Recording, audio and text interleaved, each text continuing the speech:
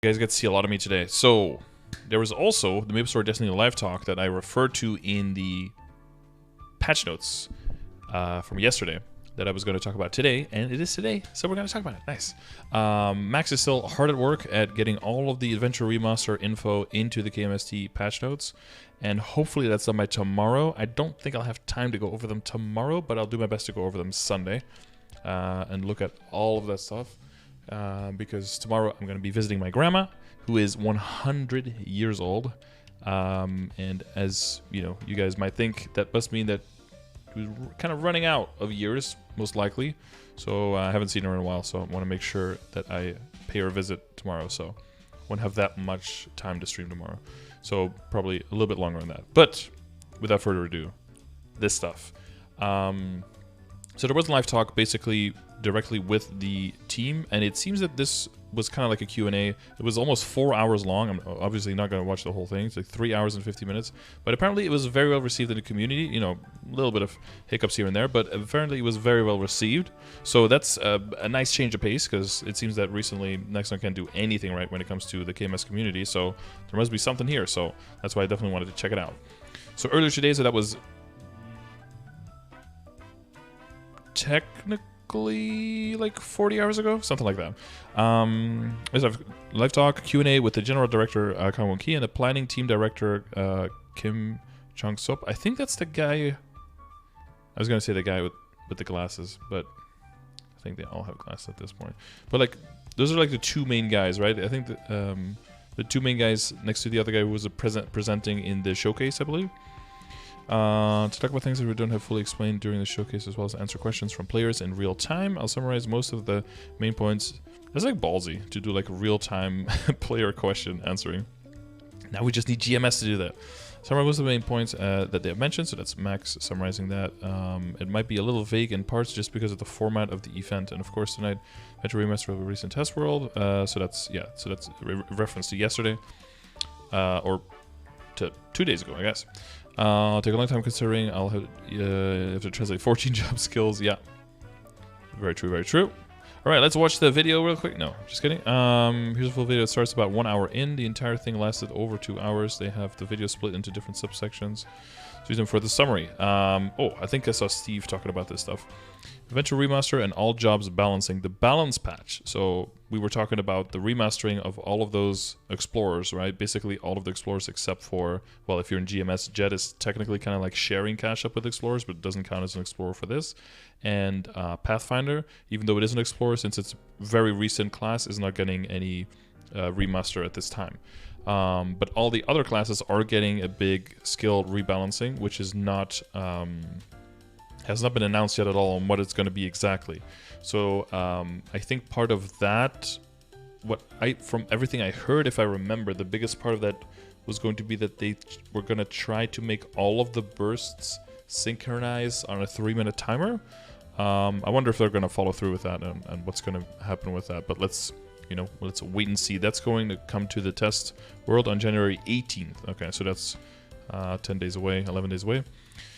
And it will be released on the official servers on January 27th, together with the Adventure Remaster. On January 27th, they will provide another Terra Burning booster. The Adventure Remaster event will also provide a fake Zolab. They are considering a fake Arcane. Huh. After the Adventures, they're planning a Cygnus Remaster. Yeah, I think I saw that picture in Steve's video. So the Cygnus classes are going to be redone after that. Balance patches are based on hunting, bossing, and utility. The numbers are important, but they are also trying to differentiate each job's experience and fun. Yes, fun. That's our keyword, chat. They said our word. In the above graphs, the left shows the average numbers of mobs killed per minute, level 260 plus on the top, all levels at the bottom, by each job labeled 1 through 45. The right shows the Varicilla solo clear times from July to December for each job labeled 1 through 45, with how much time left. So monsters killed per minute. Wow, this is what you get when you don't have spawn-in monsters, I guess. The most killing at 260 killed just over, what, 220 monsters per minute. God, it's so bad. That's like 13k monsters an hour. That's like half of what Reboot does, and less than a quarter of what what GMS non-reboot does with frenzy totems. It's so different. And this is over all levels, so that average is lower, of course.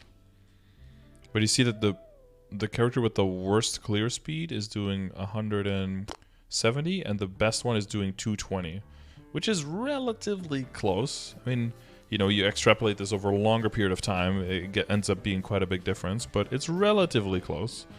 And of course, if you include all the levels, then the upper end, one class is gonna peak out above. Well, that's probably a Dell or something, right? In in KMS, and then it's probably like Bishop way at the bottom. You see, like all of these classes are all relatively close, and then one is like significantly behind.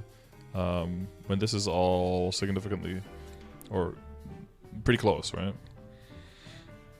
Might be Lara at the top. Yeah, I guess Lara has been in the game quite a bit longer in KMS, so they have better data on that.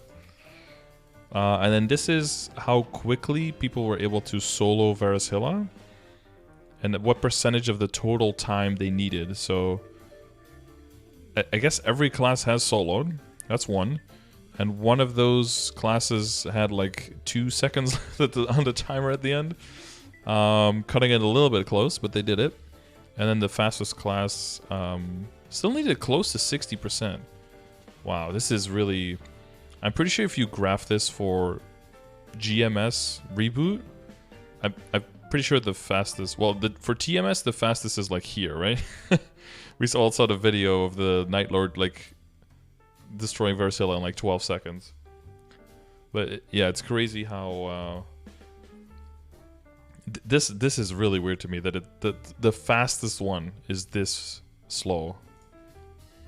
That's pretty crazy. I guess from July to December, yeah, I don't know. But okay, they will try to refrain from nerfing jobs and instead buff weaker classes. However, if certain classes become problematic, they will nerf them, but not enough to completely ruin the experience of playing them. I'm a little disappointed. I would like them to just completely ruin certain classes, just destroy them into the ground. That seems like a great thing. That's weird that I wouldn't do that. They will continue to improve jobs with structural problems, with remasters, but before that they will be improved through balanced patches. Obviously, try the small fixes first, and if that doesn't work, then do the major fixes. That seems reasonable. This includes things like Battle Mage's teleport jump problem. Battle Mage's teleport jump problem. What is that? Soulmaster's forced jump problem. And Nightwalker's jump cancel problem. Huh. A lot of jumping problems. They are looking to equalize utility in terms of binds, upjumps, and stands. Burdenova will be changed into an instant AoE bind with a lower cooldown. Okay. That's probably a good thing. Upjumps will be added to jobs that don't have them. I don't know how to feel about that. I guess equalizing mobility to some extent feels... I just wish that there were more creative ways of equalizing a character's mobility rather than just giving them all the same tools, right? Like if a character can jump over something or just doesn't have the ability to up jump, I don't think that's necessarily a bad thing. It's only a bad thing if they don't get anything else in their kit to be able to defeat certain obstacles in a different way that is equally viable. If the only way to give some people something equal by giving them the same, that feels like a lazy way out to me. But yeah. 100% stance will be provided by default. Mihal's link will be changed to a different effect. I mean, I feel like I've been saying this for 4 years. I feel like at this point, like, knockback should have just been completely removed, or the distance that you get knocked back should be proportionate to the percentage of damage you take. The fact that I don't have knockback resistance and I take 1 damage and I get, like, flown across the map when I take 0.001% of my HP as damage, that was just so silly for so long. I guess this is the fix. Not the exact fix that I would have picked, but it's probably... I don't think anyone's gonna complain. 100% knockback resistance. Mihal will give super stance now. I don't know what they'll do. That'll be interesting to see what... Maybe it'll come into the meta for either mobbing or bossing. I imagine that it's going to be some kind of thing with like protection or healing, right? Because that's what Mihal's theme is. So maybe it'll temporarily give you super stance. Yeah, maybe something like that. That would be pretty interesting, because that's what they're all about. They're all about super stance, not even normal stance, but like super stance, or knockdown resistance versus knockback resistance. They would continue to lower the number of buffs by changing them into passives. That seems like a pretty normal thing, normal evolution. Again, I'm not for changing buffs into passives because that's easier and because it's more convenient, but because the addition of 5th job has introduced way more buffs into everyone's kit, and I think for everyone it surpasses the amount that's reasonable and that's fun to use. And just for the fun, they move it into passives. I would also be totally okay with not having buffs always becoming passives, but when you hit 5th job, then some of them becoming passives, because then the decent skills come into play. So that the amount of buffs that you have stays equal throughout, instead of the number being very low and then still going up with 5th job. Because I think if you start with 5 and you end with 5, then you're kind of indifferent. But if you start with, or if you start with 5 and you end with, what am I trying to say here? Is if you end with 5, whether you go down to it or go up towards it will affect how you perceive the 5 buffs that you need to press, right? If you come from a higher number and you go to 5, you'll feel good about it. If you come from a lower number, you end up with 5, you'll feel bad about it. So I think if they keep it equal, they won't feel like it's a bump. But if you still increase, but you end up at the same number, I think people still have kind of a negative feel for, now I have to press so many buttons. But that might be very deliberate, because what are you going to do to get over that bump? You're going to get auto buff on your pet and throw the decent skills on there. So it might just be a strategy to sell that, you know? And if they have that in mind, then it's not necessarily a bad strategy, but it's not like, from the player's perspective, it's not a good strategy, but from the, you know, making money, it might be. So, in Infantry Remaster, all the Infantry jobs boosters will be changed to passive skills, and Guided Arrow will be turned into a toggle, okay?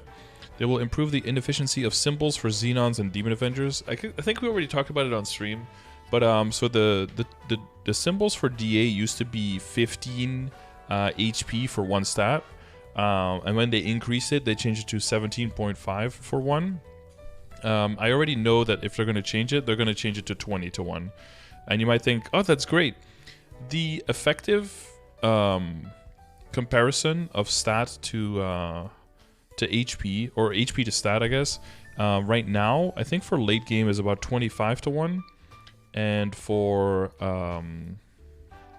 or like 27.5 to 1 probably, and for endgame I think is closer to 30 to 1. And if they keep doing these small pushes towards the numbers, if the class was very close to being where it needed to be, and you're just doing, they would just do small adjustments to try to get it closer, I had no problem with it. At this point, again, this is very GMS reboot centric of me. I don't know exactly how well they're doing in non-reboot. I imagine they're doing okay-ish because of trade and because people rolling HP and then still being able to sell things. The items are probably okay to get, but the fact that flaming is garbage for Demon Avengers, and that Starforce scales still pretty poorly, like okay-ish, but still pretty poorly for Demon Avenger. And well, this is more GMS thing, but like potential even on 160 gear for HP doesn't even go to 13 and 10, it stays 12 and 9. And on top of that, the symbol's also not scaling properly with all the rest of the content in the game. It just feels like it needs a bigger push there. Changing it from 17.5 to like 25 might be like a huge shift, but I think it would only be fair. For Xenon, I'm not 100% sure. I think it's mainly their early scaling. Again, from GMS reboot perspective, that Xenon scaling is very different, very difficult to do, which would mean that increasing the symbols is a good way to fix that, because there's a lot of flat stat very early coming to it, and the percentage of your total stat that's coming from symbols when your character is completely done, percentage-wise, goes down. So as a result, it will be more early game heavy on the impact that it has, which is good because that's where it's the hardest part to fund it properly. So for them, I think it's probably a decent fix.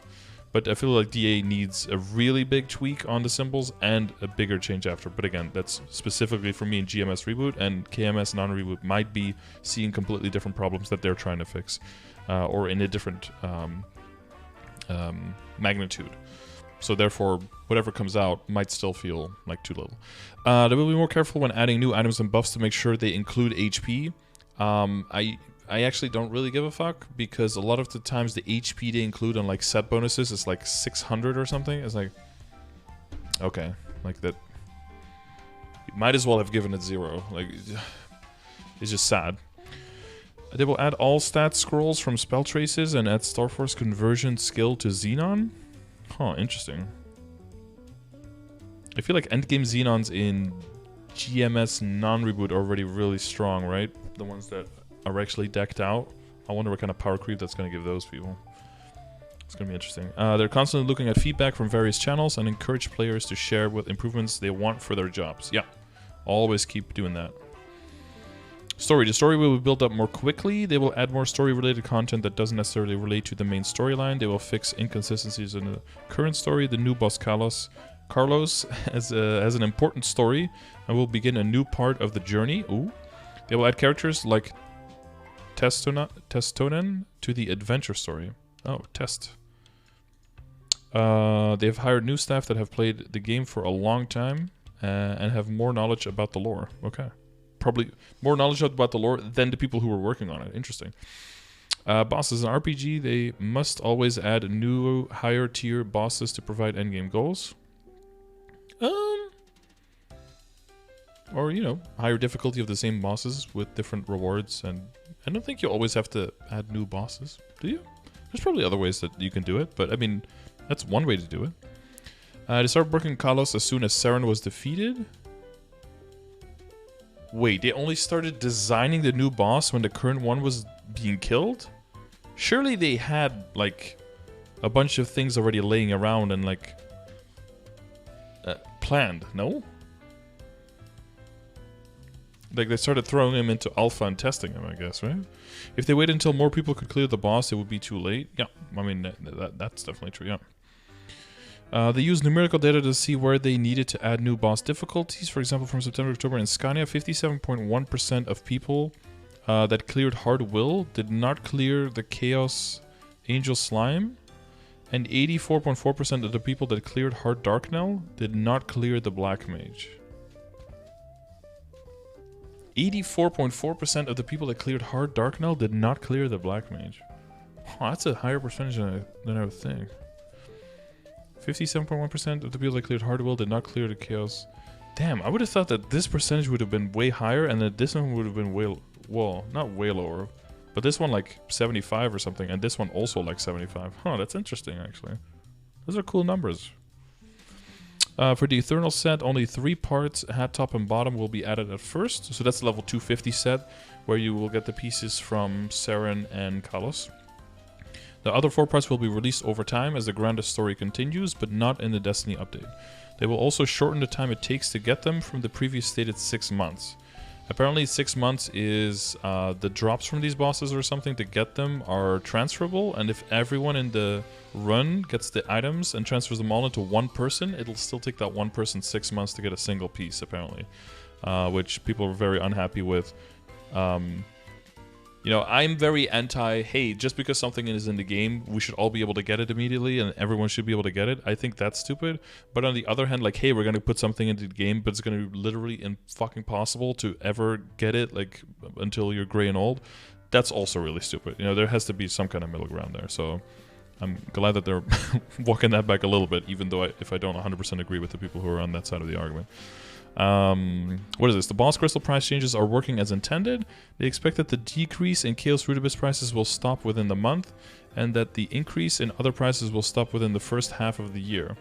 And it'll be really cool if the Black Mage crystal goes up to like 14 bill or some shit.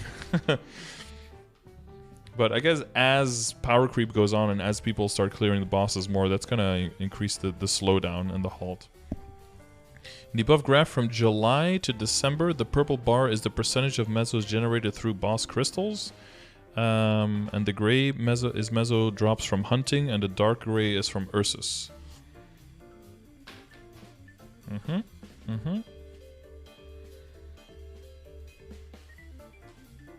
Yeah, we don't know the total amount though. It's possible that even though the percentage is going down, that the total amount is going up, right? But it's, I mean, it's interesting to see the distribution.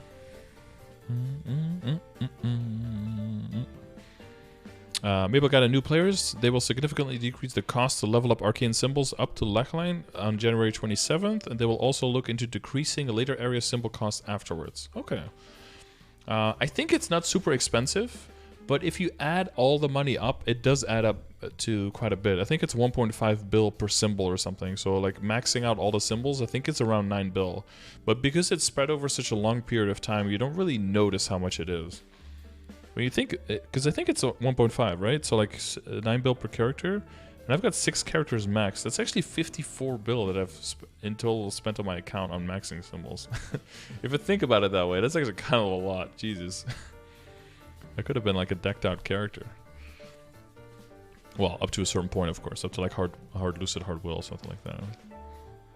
Black Mage becomes a 60 bill Meso Crystal. Completely fund a new character with 1 Black Mage solo. If it ever gets that high, more and more people will be duoing and soloing, and the value will start dropping again. And I think that's, in general, that's the best part of that system, is that it will self-correct. That might be one of the things that they've actually got really right. Provided that the percentages behind it and that the goal was good, and that and I don't know what their motivation was for doing the exact same thing and just copying it for reboot versus non-reboot, but you know, that part aside, the thought behind it I think was really good, at least for non-reboot. Mastery books will be removed. I've been waiting for, like, I haven't really vocalized that I think ever, but I've been waiting for that for so long. It felt like such an old system that was so silly to have that still in there. Like such a dumb way of taking away money from new players, and also discouraging people in the beginning from making a lot of characters and working on their Legion, because it is actually a substantial expenditure for a character if you add all of that up. If you're making a lot of characters, you sink a lot of money into books. So that's, yeah. I mean, and Sickness Knights haven't had books like forever, and those are way cleaner to level up that way. Oh, they will continue to improve the Maple guide, like adding hunting grounds that are right besides towns. Okay, there we go.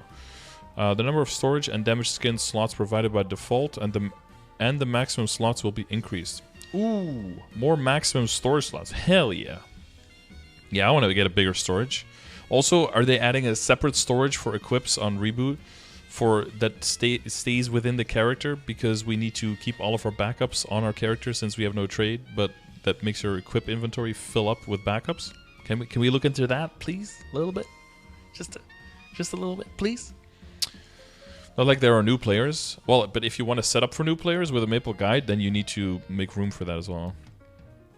They're looking into providing mega burning through regular gameplay, such as the daily gift, instead of it being during events. I think someone in chat asked this recently, if the... Oh no, I don't think they asked it, but I perceived it as such. If mega burnings were going to be part of daily gift, like 1 a month or something. That's probably good. Is there a terror burning right now? Yes! Exclamation mark events has all of the current events. Terror burn is one of them. Reboot wardrobe? Yeah, something like that. Equip slot bags incoming? That will work too for me. Events. The Stella Pass was invented as an easier way to get additional rewards from the event instead of having... No, it was invented as a way for you to make money. Come on. They'll be like, no, we just wanted to give you guys stuff. Why are you mad? Why are you mad right now? We just wanted to give you stuff for, you know, the small price of $19.99. I'm having to invest a lot of time in Burning World, but they apologize for not considering any purchase methods other than Maple Points. The event ring only legendary scroll being untradeable was a beginner's mistake, and they apologized. They apologized that there was no Christmas event this year. They were too busy working on other content and events. Happyville actually had a bug that allowed players to access a GM map, which is why it didn't return. Oh shit, that could have been funny. The next Beauty Awards event is scheduled for April. That's actually impressive that they caught that. And then they didn't release it as a result. That's... Something is going right over there at Nexon, guys. The next Beauty Awards event is scheduled for April.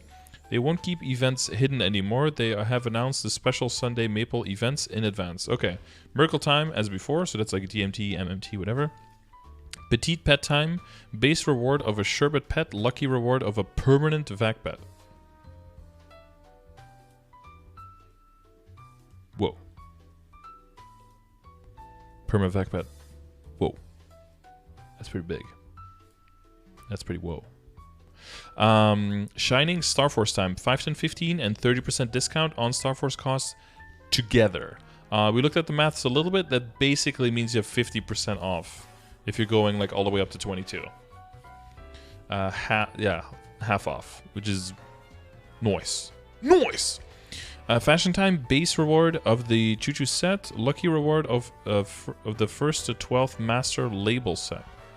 And then hair time base reward of custom mix. Okay, I don't care at all about those. Those first 3 time are... Dude, we're function over form here, okay? Please. Please, but, you know, if you like that stuff, then, you know, hopefully go wild on that. While we get the KMS base price, essentially, yeah. That's good shit. Future events were meant to have additional Harmony coins, and they apologize for not saying so earlier. Huh. Future events were meant to have additional Harmony coins. Oh, where like every single Sunday you can get like double the points and double the coins and double the capacity kind of thing.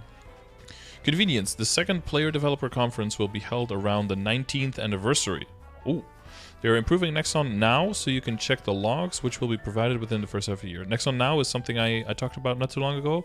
That's the auditing system where you can see the rates and everything of the tier-ups of the cubes and all that kind of stuff to see if it's near the numbers that they have programmed into the game, and if those numbers are being approached or if the rates are way off in one way or another. They're still working on the Smart Boss matching system, but it is delayed. They are considering adding a bulletin board type matching system in the meantime. It is expected to be added in the first half of the year. Smart Boss matching system?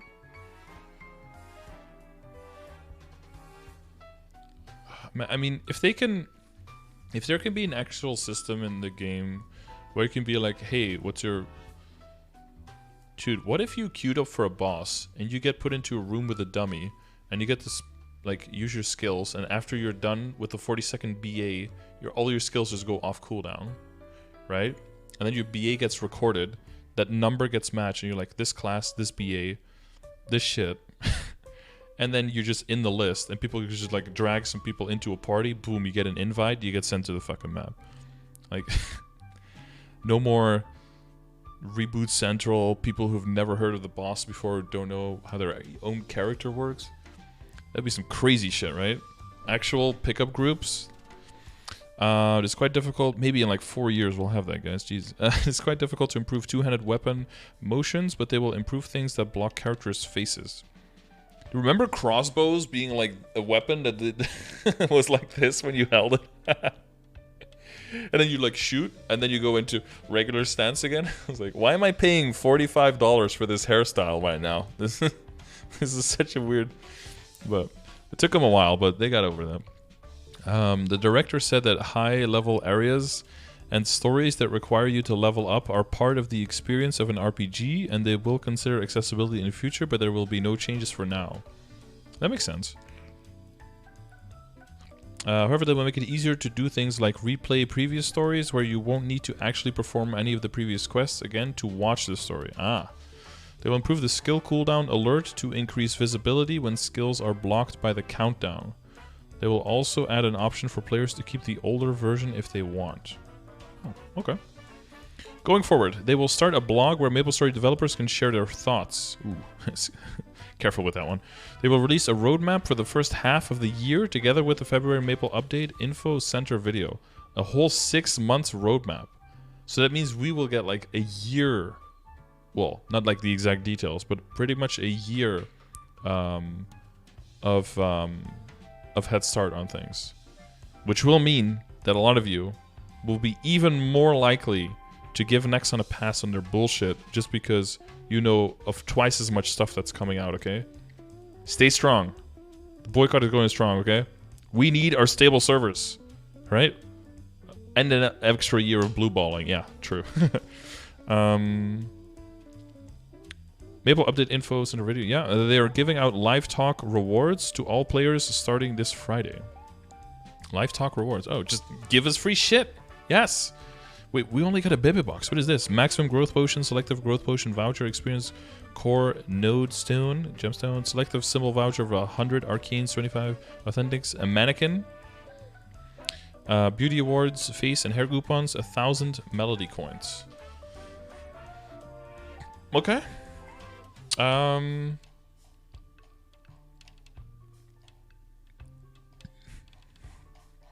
Is it me or does it feel like is a lot of this pretty similar to what we kind of want from GMS at this point? Does it almost feel like I wonder how much of our points are kind of getting mirrored to this, or in which sense GMS and KMS are just having the same issues and KMS is finally solving theirs, but GMS hasn't been allowed to or been able to resolve their same issues, basically. Apes together strong. Hell yeah. Face hair slots? Yeah, okay, yeah. Which are pretty pricey in KMS. Ooh. Maybe KMS is listening to us too?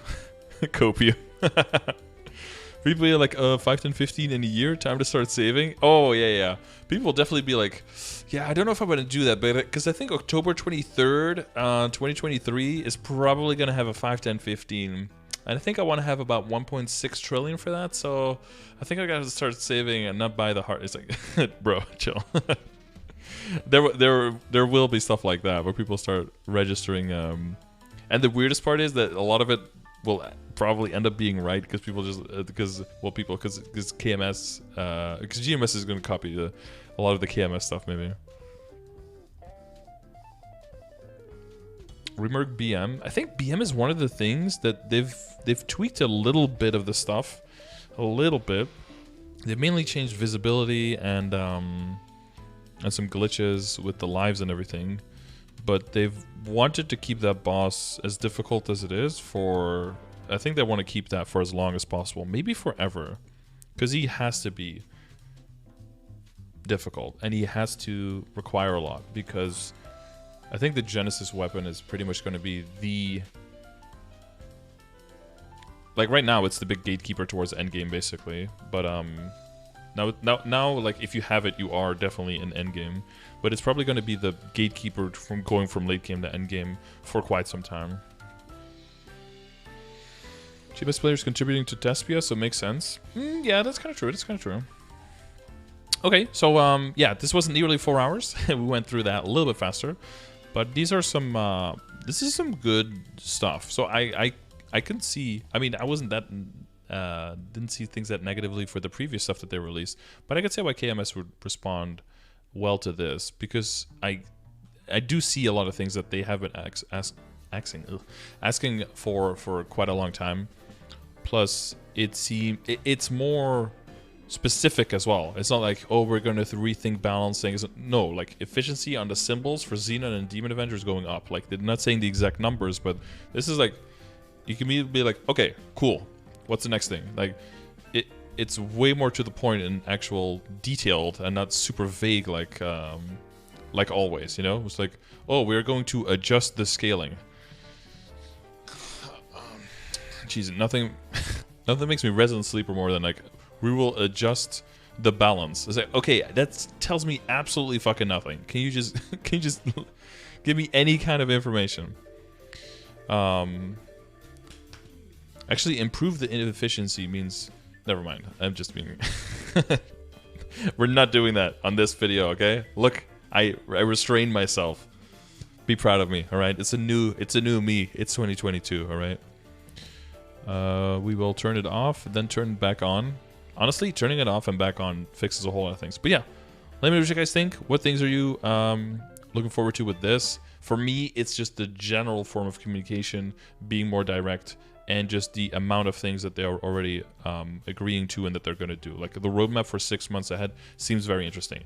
That one is probably going to be pretty vague because you know, you want to give things away on what you're working on, but not too much. You could say like new class, right? That'll probably be on there somewhere. But what is going to be exactly, and whether, you know, what race it's going to be, what class it's going to be, they will probably keep that a secret. So, but I said that before. I think it'd be really cool that they can also use that as a vessel for building hype. You know, you go like, oh, that class is coming out in 6 months. Ooh, it's coming out in 5 months. It's like, ooh, it's coming out in 4 months. Here's like a blacked out silhouette, like a shadow version of the character and you can kind of maybe see an outline of a type of weapon, and people can start speculating on what they think it is. I was like, oh, here's 3 months. Here's a sprite of one of the skills. And like, oh, it's 2 months away. Here's the name of some of the skills, and it could be like, oh, what does it sound like? And here's 1 month away. It's going to come into the test server in 2 weeks. You know, like leaking a little bit of the information while also taking very seriously the issues of the game and working on making the game better, but also building the hype and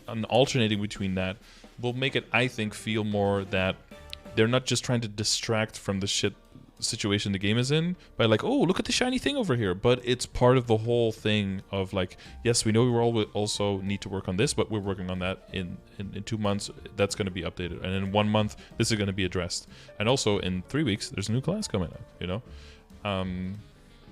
Memleak, nopers. Class leak, nodders. Exactly. That's that's kind of what it comes down to. All right, but let me know what you guys are most excited for about this, and what your major takeaway is on this. Okay, because I don't want you guys to be excited about this if it's coming out in 6 or 7 months for us. You know, because you're going to be blue balled for too long. But what's your major takeaway? What do you think is positive, negative about this? And any comments, any and all comments, let me know. Okay.